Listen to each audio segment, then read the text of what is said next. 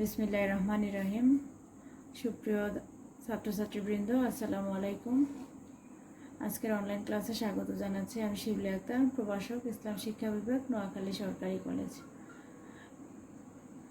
নোয়াখালী সরকারি কলেজের মানবিক দ্বাদশ শ্রেণীর ছাত্রছাত্রীবৃন্দ, আজকে আমি তোমাদের সাথে ইসলাম শিক্ষা প্রথম পত্রের পঞ্চম অধ্যায়ের ইসলামী অর্থব্যবস্থার গুরুত্ব এবং এর তুলনামূলক আলোচনা করব। তো আজকের অনলাইন ক্লাস শুরু করা যাক। ইসলাম আল্লাহর মনোনীত একমাত্র দিন। মানুষের ঈমান আকীদা থেকে শুরু করে ব্যক্তিগত, পারিবারিক, রাজনৈতিক, অর্থনৈতিক ও আন্তর্জাতিক মূলনীতিসমূহ সম্পূর্ণভাবে ইসলামে পেশ করা হয়েছে। ঈমান ও আমলের ক্ষেত্রে তেমনিভাবে আল্লাহর বিধান মেনে চলা আবশ্যক। অনুরূপভাবে অর্থ উপার্জন, ব্যয় ও ব্যবসা বাণিজ্য পরিচালনার ক্ষেত্রেও ইসলামের দিক নির্দেশনা মেনে চলা অত্যাবশ্যক। অর্থনৈতিক জীবনে যাতে ভারসাম্য ক্ষুণ্ণ না হয় তার জন্য মহান আল্লাহ পাক হালাল এবং হারামের বিধান প্রবর্তন করেছেন। শ্রমিকের মজুরি নিশ্চিত করার ক্ষেত্রে বলা হয়েছে, রাসূল সাল্লাল্লাহু আলাইহি সাল্লাম বলেছেন, শ্রমিকের ঘাম শুকানোর পূর্বেই তার শ্রমের মজুরি প্রদান করো। গরিব অসহায় যেন অনাহারে অর্ধাহারে না খেয়ে মারা না যায়, সেজন্য ইসলামী অর্থব্যবস্থাতে জাকাত, উসর, খারাজ ইত্যাদির বিধান রাখা হয়েছে। তেমনিভাবে ধনবৈষম্য, মানে ধনী যাতে আরও ধনী না হতে পারে, সেই ধনবৈষম্য যাতে সৃষ্টি না হয় তার জন্য শোষণমূলক সুদ, জুয়া, লটারি, কালোবাজারি, মজুতদারি এই অপপ্রথাগুলা ইসলাম সম্পূর্ণরূপে নিষিদ্ধ করেছে। ইসলাম সবসময় হালাল উপায়ে রিজিক উপার্জনের বিধান রেখেছে। পবিত্র কোরআনে বলা হয়েছে, তোমরা সালাত শেষে জমিনে ছড়িয়ে পড়ো এবং আল্লাহর অনুগ্রহ অনুসন্ধান করো। তার মানে হচ্ছে তোমরা হালাল উপায়ে জীবিকা নির্বাহ করবে। নিজের পরিশ্রমের মাধ্যমে জীবিকা নির্বাহ করার গুরুত্ব পবিত্র কোরআন এবং সুন্নাহর মাধ্যমে ইসলামের অনুসারীদের প্রতি দিক নির্দেশনা দেওয়া হয়েছে। বস্তুত ইসলামী অর্থব্যবস্থায় কোনোরূপ জুলুম, শোষণ, বঞ্চনা এবং বৈষম্যের কোনো অবকাশ নেই। মদিনায় ইসলামী রাষ্ট্র হযরত মুহাম্মদ সাল্লাল্লাহু আলাইহি সাল্লাম প্রতিষ্ঠা করেন। আমরা দেখি যে আরবের অধিবাসীরা একদিন বৈষম্য ও দারিদ্র্যের শিকার ছিল, সেই আরবের অধিবাসীরাই ইসলামী অর্থনীতির ছোঁয়ায় রাসূল সাল্লাল্লাহু আলাইহি সাল্লামের সুস্পষ্ট দিক নির্দেশনায় অর্থব্যবস্থার এমন একটি পরিবর্তন সাধিত হয় যেখানে জাকাতের টাকা নেওয়ার মতো কাউকে খুঁজে পাওয়া যেত না। তো ইসলামী অর্থব্যবস্থা হচ্ছে একটি কল্যাণমূলক অর্থব্যবস্থা, যেই অর্থব্যবস্থা মানুষের দৈনন্দিন জীবনের সকল চাহিদা, সকল কিছুই সুস্পষ্টভাবে সুন্দরভাবে পূরণের ব্যবস্থা রেখেছে। যেখানে ধনী দরিদ্রের কোনো বৈষম্য থাকে না, যেখানে মানুষে মানুষে ভেদাভেদ থাকে না, সকল মানুষ ভ্রাতৃত্বের বন্ধনে আবদ্ধ হয়। ঠিক আছে, এ হচ্ছে ইসলামী অর্থব্যবস্থা, যা কোরআন এবং সুন্নাহ দ্বারা পরিচালিত হয়। আচ্ছা, এখন আমরা দেখব ইসলামী অর্থব্যবস্থার গুরুত্ব। দেখো যে ইসলামী অর্থব্যবস্থা সম্পর্কে বলতে গেলে আমাদেরকে দেখতে হয় সমগ্র পৃথিবীতে আরও কোনো অর্থব্যবস্থা রয়েছে কিনা। সমগ্র বিশ্বে পুঁজিবাদী অর্থব্যবস্থা, সমাজতান্ত্রিক অর্থব্যবস্থা, ইসলামী অর্থব্যবস্থা এবং কিছু কিছু দেশে মিশ্র অর্থব্যবস্থাও রয়েছে। তাহলে হচ্ছে এই সকল অর্থব্যবস্থার মধ্যে আমরা আজকে দেখব ইসলামী অর্থব্যবস্থার গুরুত্ব। প্রথমে দেখো যে ইসলামী জীবনযাপনের জন্য অপরিহার্য। ইসলামী অর্থব্যবস্থার প্রতিষ্ঠা ও অনুসরণ ব্যতীত পরিপূর্ণভাবে ইসলামী জীবনযাপন অসম্ভব নয়, কারণ অর্থব্যবস্থা সামগ্রিক জীবন ব্যবস্থার একটি গুরুত্বপূর্ণ অংশ। সুতরাং ইসলামী অর্থব্যবস্থা ছাড়া ইসলামী জীবনযাপন অসম্ভব। দেখো যে মানুষের ইবাদত কবুলের অন্যতম পূর্বশর্ত হচ্ছে তার হালাল জীবিকা। তো সে যদি তার জীবিকায় হালাল করতে না পারে তাহলে সে তার ইবাদত হচ্ছে না। তো ইসলামী জীবনযাপনের জন্য অপরিহার্য হচ্ছে তার জীবিকা হালাল করা, এবং জীবিকা হালাল করতে পারলে তার কী হবে, তার ইবাদত সঠিক হবে। ঠিক আছে, তাহলে হচ্ছে ইসলামী জীবনযাপনের জন্য অপরিহার্য হচ্ছে ইসলামী অর্থব্যবস্থা। তারপর আমরা দেখি সম্পদের সুষম বন্টন। সম্পদের সুষম বন্টন। পুঁজিবাদী অর্থব্যবস্থার সম্পদ থাকে গুটি কয়েক পুঁজিপতির হাতে, কিছু মানুষের কাছে সম্পদ থাকে। তো আমরা দেখি যে পৃথিবীর সবচেয়ে সেরা ধনী হচ্ছে বিল গেটস বা ওয়ারেন বাফেট, এরকম আরও অনেকের নাম আমরা দেখি। তাদের এক একজনের কাছে একটা দেশ পরিচালনার মতো সম্পদ থাকে। তার মানে পুঁজিবাদী অর্থব্যবস্থায় গুটি কত কিছু পুঁজিপতির হাতে সম্পদ কুক্ষিগত থাকে। আর পাশাপাশি দেখো সমাজতান্ত্রিক যে অর্থব্যবস্থা, সমাজতান্ত্রিক অর্থব্যবস্থা তুলনামূলক তাদের চেয়ে ভালো, কিন্তু সেখানে সম্পদ থাকে রাষ্ট্রের হাতে। ঠিক আছে, সেই রাষ্ট্রের হাতে সম্পদ থাকে যা জনসাধারণের কোনো দখল থাকে না। কিন্তু ইসলামী অর্থব্যবস্থায় কি হয়? ইসলামী অর্থব্যবস্থায় সম্পদ আল্লাহর মালিকানাধীন, সম্পদের মালিক আল্লাহ এবং মানুষ হচ্ছে তার আমানতদার। ইসলামী অর্থব্যবস্থায় ধনী গরিব সকলের কাছে সম্পদ থাকে। যদি ধনীর কাছে সম্পদের পরিমাণ বেশি থাকে তাহলে সম্পদের জাকাত গরিবদেরকে প্রদান করতে হয়। এবং পবিত্র কোরআনে ঘোষণা করা হয়েছে সমাজের ধন সম্পদ তোমাদের বিত্তশালীদের মধ্যে যেন কুক্ষিগত হতে না পারে। এটা হচ্ছে সূরা হাশর 7 নম্বর আয়াত। তিনি আরও বলেন, মহান আল্লাহ পাক পবিত্র কোরআনে আরও বলেছেন, তোমাদের অর্থ সম্পদের প্রার্থী ও বঞ্চিতদের হক রয়েছে। আমরা কেউ ভোগ বিলাসিতায় জীবন ভাসিয়ে দিব, আর কেউ অনাহারে অর্ধাহারে জীবন যাপন করবে। ইসলাম এটাকে সম্পূর্ণ নিষিদ্ধ করেছে যে কারো সম্পদ যদি থাকে সে সম্পদে প্রার্থী বা বঞ্চিত যারা আছে তাদের অধিকার রয়েছে, তাদের অধিকার আদায় করার গুরুত্ব রয়েছে। তারপর দেখো যে ইবাদত কবুলের মাধ্যম। ইবাদত কবুলের মাধ্যম হচ্ছে ইসলামী অর্থব্যবস্থা প্রয়োজন ইবাদত কবুলের জন্য। কারণ ইসলামী অর্থব্যবস্থা মানুষকে হারাম জীবিকা গ্রহণ থেকে রক্ষা করে। তার জীবনে হালাল জীবিকা বিপুল কল্যাণ নিয়ে আসে। এই অর্থব্যবস্থার অনুসরণে মানুষের ইবাদত আল্লাহর নিকট কবুলযোগ্য হয়ে ওঠে, কেননা এর ফলে মানুষ হারাম গ্রহণের অভিশাপ থেকে মুক্ত লাভ করে। রাসূল সাল্লাল্লাহু আলাইহি সাল্লাম বলেন, বহু লোক দীর্ঘ সফর করে আসে এবং অত্যন্ত বেকুলভাবে দুই হাত তুলে আল্লাহর কাছে বলতে থাকে, হে পরওয়ারদিগার, কিন্তু যেহেতু সে ব্যক্তির পানাহার সামগ্রী হারাম উপার্জনের, পরিধেয় পোশাক পরিচ্ছদ হারাম পয়সায় সংগৃহীত, এমত অবস্থায় তার দোয়া কি করে কবুল হতে পারে? তাহলে হচ্ছে আমাদেরকে ইবাদত কবুল হওয়ার জন্য কি করতে হবে? অবশ্যই আমাদের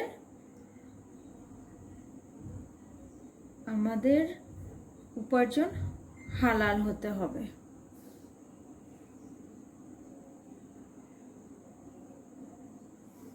তারপরে দেখো দৈনন্দিন জীবনে, দৈনন্দিন জীবনে ইসলামী অর্থব্যবস্থার গুরুত্ব অপরিসীম। আমরা দৈনন্দিন জীবনে নানামুখী অর্থনৈতিক সমস্যার সম্মুখীন হই। তো মানুষের সম্পদ সীমিত। অর্থনীতির যে বিষয়টা আমরা জানি, সম্পদ সীমিত, আর এই সীমিত সম্পদ দিয়ে আমাদের অভাব কিন্তু অসীম অভাব কিভাবে মেটানো যায় সেই বিষয়টা নিয়ে এখানে আলোচনা করা হয়। তো সেই সীমিত সম্পদ দ্বারা কিভাবে অর্থনৈতিক সমস্যার সমাধান করবে, ইসলাম হচ্ছে তার শিক্ষা দেয়।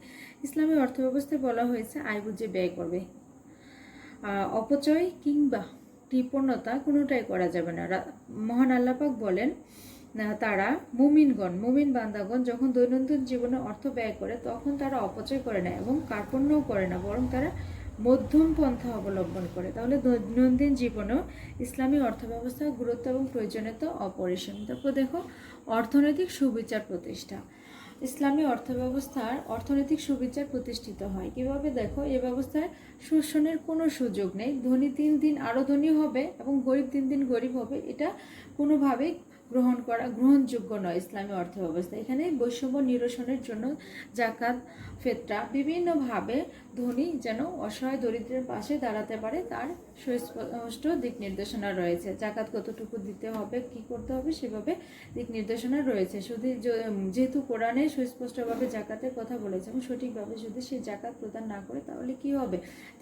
সে ঈমান তার হিসেবে নিজেকে প্রতিষ্ঠিত করতে পারবে না। তারপর দেখো যে অর্থের মোহ।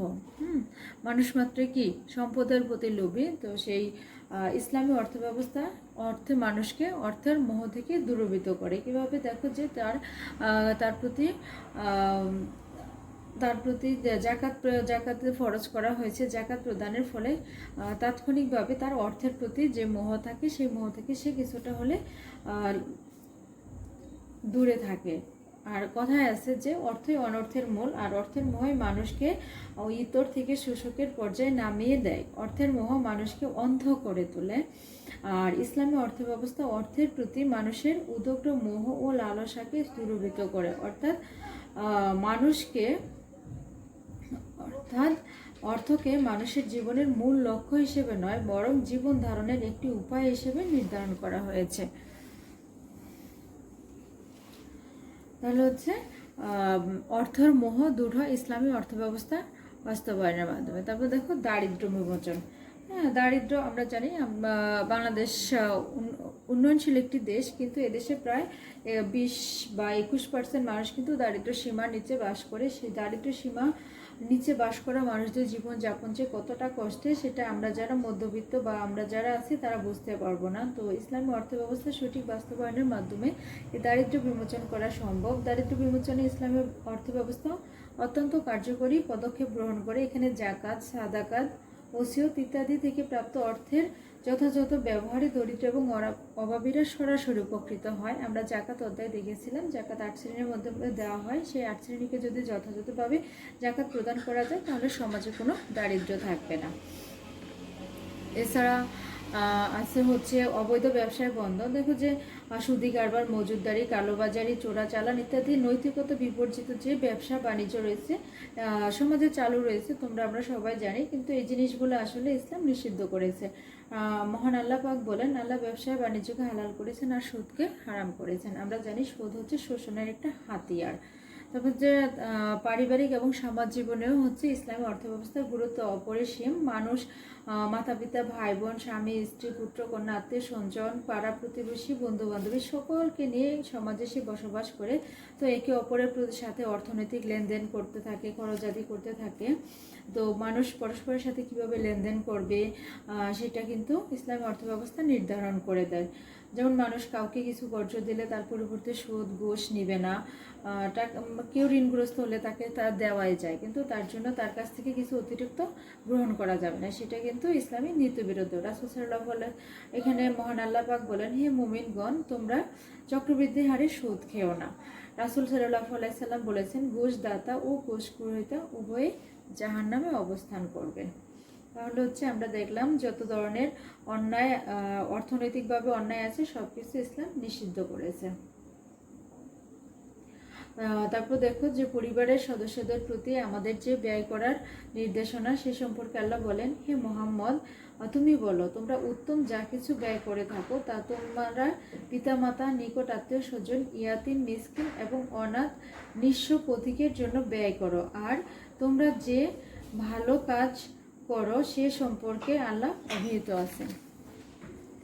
তারপরে দেখো যে রাষ্ট্র পরিচালনার ক্ষেত্রে ইসলামী অর্থব্যবস্থার যথেষ্ট প্রয়োজন রয়েছে। বিভিন্ন রাষ্ট্রীয় খাত, কর, জাকাত, উসর, খারাজ, সাদাকাত থেকে যে রাষ্ট্র আয় করে থাকে তা কিভাবে ব্যয় করা হবে তা ইসলামী অর্থব্যবস্থায় বলা হয়েছে। রাষ্ট্র সেভাবেই ব্যয় করে থাকবে এবং সেই ব্যয়টা অবশ্যই জনগণের কল্যাণে। সেই জনগণের কল্যাণটা যেমন হচ্ছে দেশ রক্ষা, বেসামরিক প্রশাসন, বিচার, শিক্ষা ও জনস্বাস্থ্য, সমাজ কল্যাণ, এই সকল কাজে ব্যয় করা হয় কোরআন ও সুন্নাহ মোতাবেক। তারপর দেখো যে ব্যবসায়ী এবং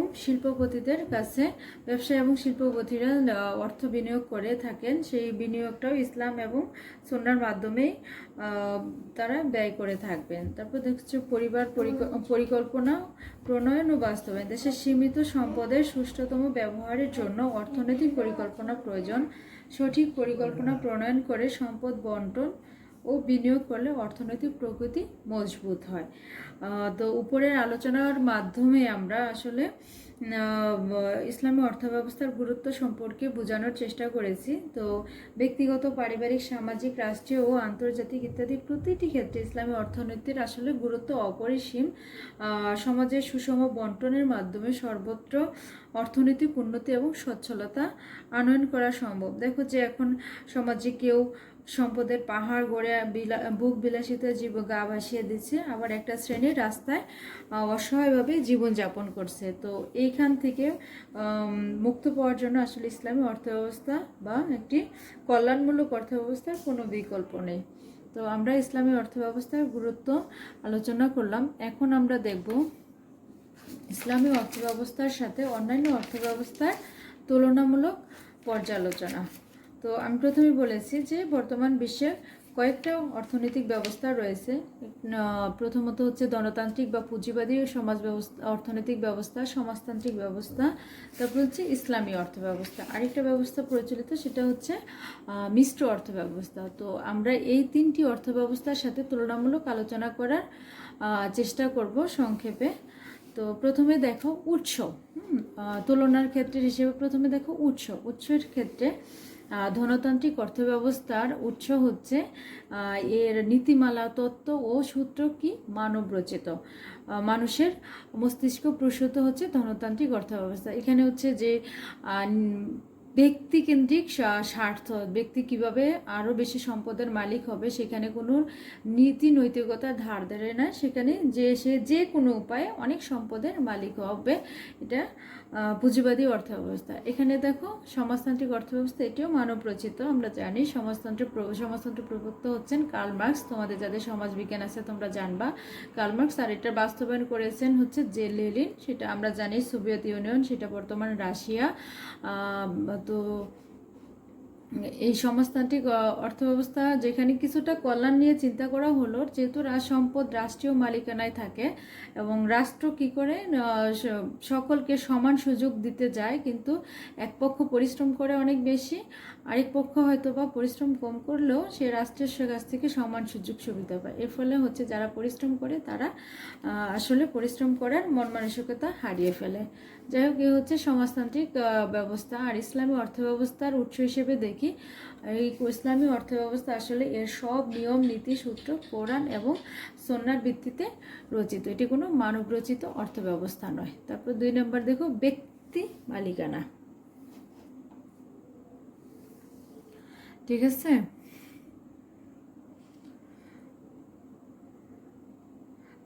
ব্যক্তি মালিকানায় দেখো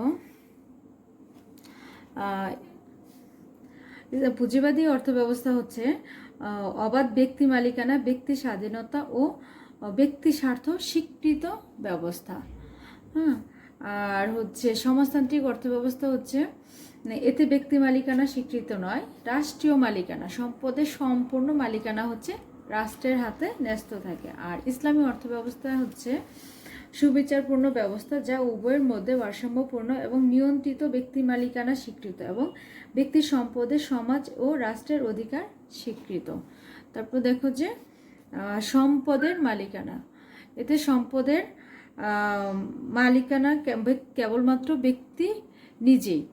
আর সমাজতান্ত্রিক অর্থব্যবস্থা দেখো এই অবস্থায় ব্যক্তির শ্রম ও সম্পদ সামগ্রিকভাবে সব কিছু, শুধু সম্পদ না, একজন ব্যক্তির শ্রম পর্যন্ত রাষ্ট্রীয় মালিকানায় নিয়ন্ত্রিত হয়।